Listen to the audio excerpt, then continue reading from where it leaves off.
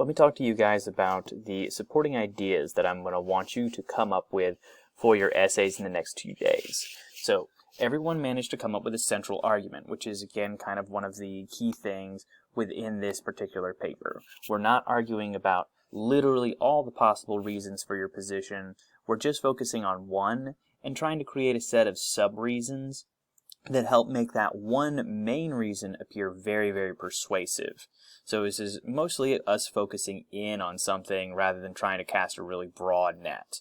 Now, hopefully you've got your feedback from me about your central arguments and are able to kind of hone them down, get them situated.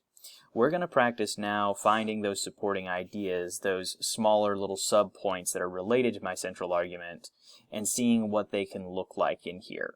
So what we've got right here is one of the sample topics: should the government act to discourage the consumption of fast food? The position that we're going to pretend that we're holding here is yes, the government should tax fast food at a higher rate so that people won't eat it and to make companies less likely to sell it. So you don't have to agree with this or anything like that, but obviously we are looking at this particular position and trying to prove it correct. Now, our central argument that we're going to focus in on is that fast food should be taxed to make up for the negative health impacts that it has on the public. Now, here's our first thing that we should do when we think about our supporting ideas. We've got to think about what's important to our central argument. What basically is that main reason? And what sorts of, shall we say, keywords should we have to look for whenever we think about the supporting ideas that we'll have? If we read this one closely, fast food should be taxed to make up for negative health impacts it has on the public.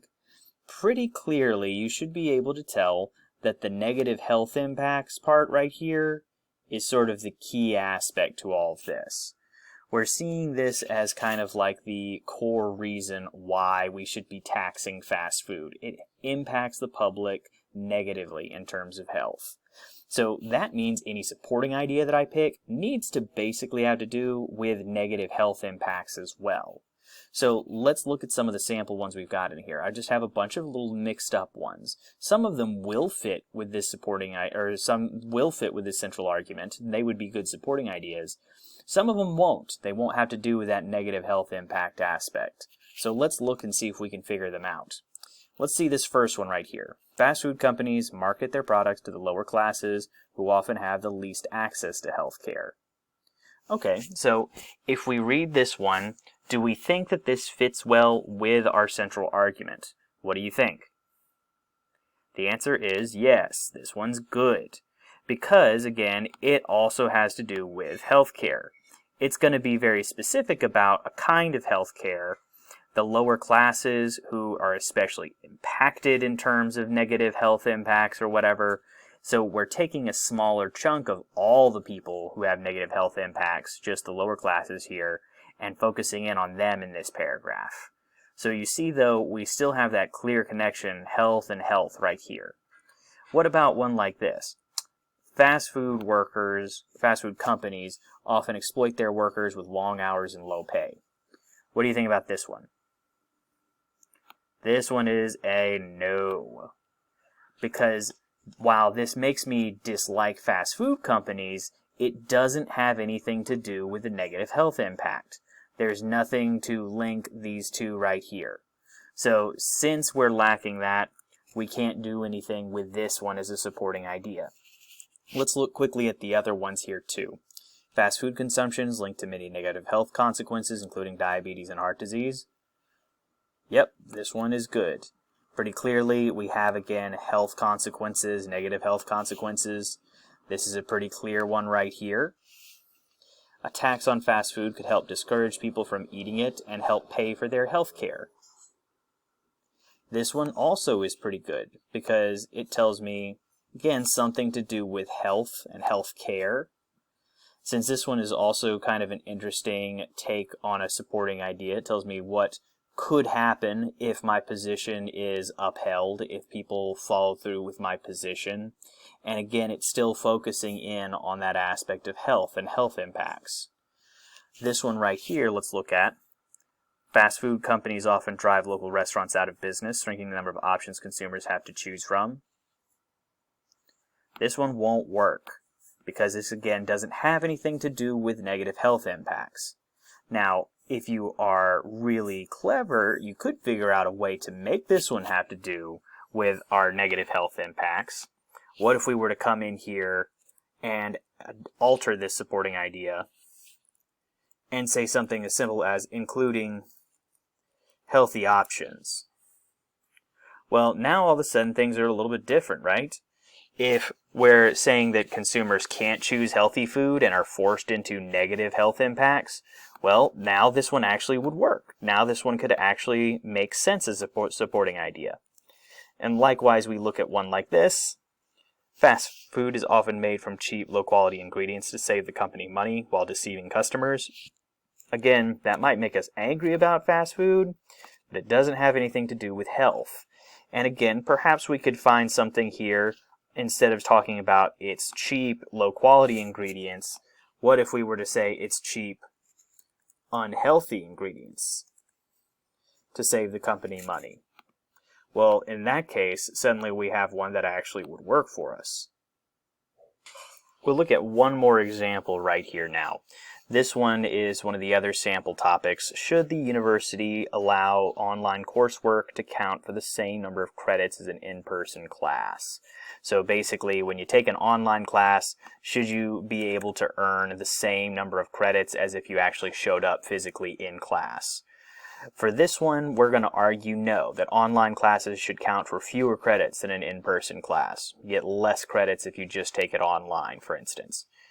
And the central argument that we'll push here is that online classes dilute the quality of instruction by removing personal interaction and swelling the number of students to unreasonable levels. So again, we want to think about our central argument. What are the things that are really important here that are the main reason in my central argument that I'll need to see show up somewhere in my supporting ideas? So I can see, number one, this idea about quality of instruction. I'm arguing that online classes do not have as high of quality of instruction. Okay, so that's one thing perhaps I'll look at. Likewise, I see very specifically they are lowering the quality by doing this, removing personal interaction. Okay, so removing interaction between students and teachers or students and students. I can look for that in a supporting idea. And swelling the number of students. So number of students is another thing that my supporting ideas could contain. Look at how that central argument right there is still focused in on this one central thing, the quality of instruction, but it has sort of like a few additional things that help me kind of expand the base right here. I'm still focused. I'm not just throwing out a whole bunch of reasons, but I'm able to kind of like give myself a little bit more room to work with here. Now, what do we think about the options we've got down here for supporting ideas? Which ones will work? How about this? Direct interaction between teachers and students are vital to the learning. Wow, your typos all up in this.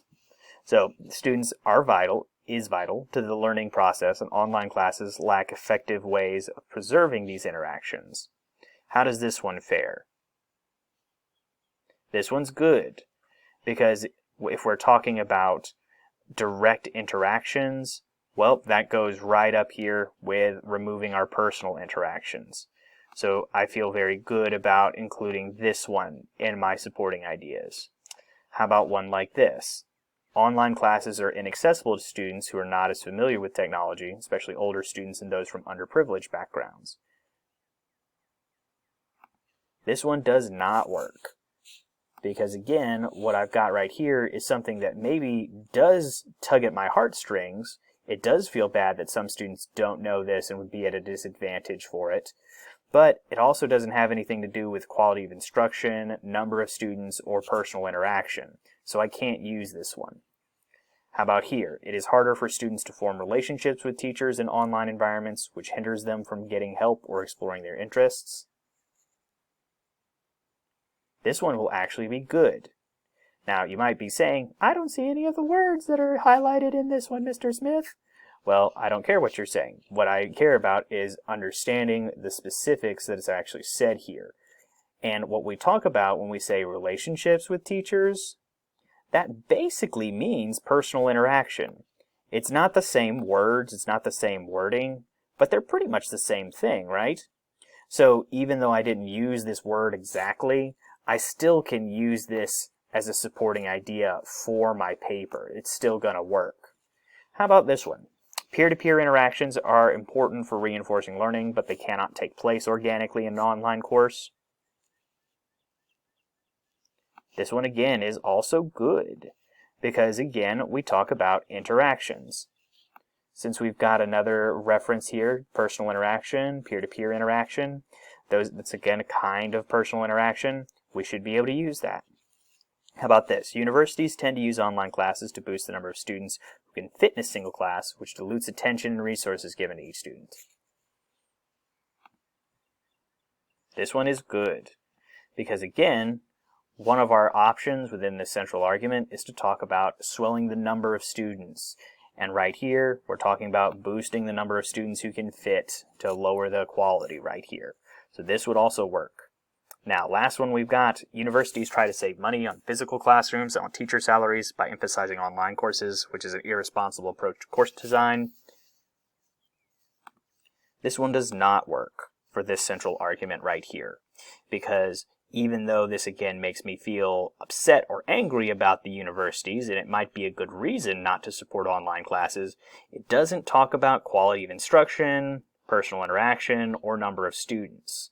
It is talking about universities trying to save money or whatever, but it doesn't directly mention any of these things right here.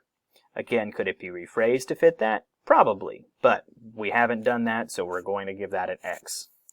Hopefully this helps you guys understand a little bit about what you're going to be doing. You obviously only have to come up with 3 supporting ideas on your assignment. You don't have to come up with any X's or any ones that don't work or whatever. That's just for your example to see kind of what a good one looks like and what bad ones will look like.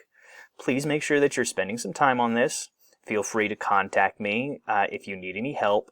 And you can also look at this particular page in the Resources tab, or sorry, it's under the Writing Assignments tab.